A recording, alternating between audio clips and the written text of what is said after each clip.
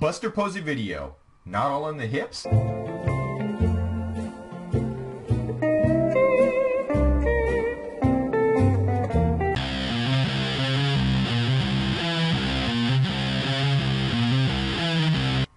sorry you had to see that. Hey, what's going on? It's Joey Myers from the Hitting Performance Lab, and in this Buster Posey experiment video, I'm going to show you how you can add 6 miles per hour of bat speed using your shoulders. Question: is increasing bat speed all in the hips? I did an experiment using the Zep Baseball app. We're going to go over 3 things. I'm going to show you the experiment setup, then we're going to talk about data and conclusion, and then we're going to go over the Buster Posey swing analysis. But first, let's check out how I set up the experiment. In the Buster Posey experiment, I wanted to apply the scientific method to seeing what would happen to bat speed if we had hitter A showing their numbers using the catapult loading system and propelling their swing via spine engine mechanics and springy fascia versus not showing the numbers and trying to drive the swing basically through the pelvis and the hips. Now I'm using the Zep Baseball app. It's on the end of my bat and it's corresponding via Bluetooth to the app on my phone.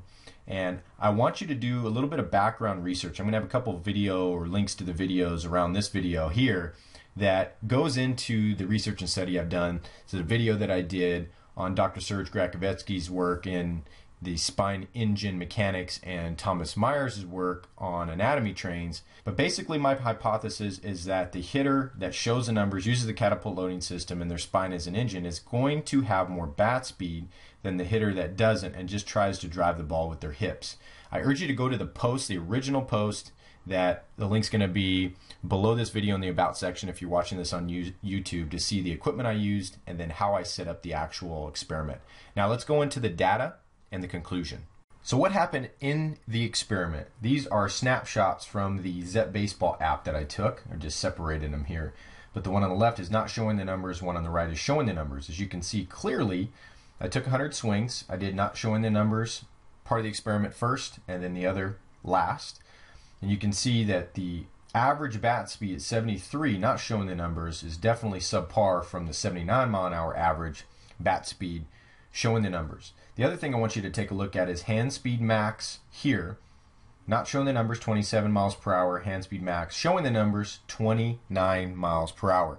The last thing that I wanted you to note was the highest bat speed for not showing the numbers landed at about 82 miles per hour, whereas the highest bat speed for showing the numbers landed at 88 miles per hour, plus 6 difference. Now there's a couple other things I want you to understand. I don't normally go out and take 200 swings off of a tee, so I was pretty tired once I got to the second part of the swing, which was showing the numbers, the last 100 swings or so off the tee. I eliminated forward momentum, so I paused at my landing position 1 to 2 seconds because I wanted to really show what showing your numbers really, how it can really add bat speed. What this shows is that connective tissue is much more important to a hitter, much more efficient, much better at promoting a friction-free, repeatable, powerful swing over muscle tissue. Muscle tissue needs constant fuel, connective tissue does not. So let's take a look at how Buster Posey uses showing the numbers to his advantage.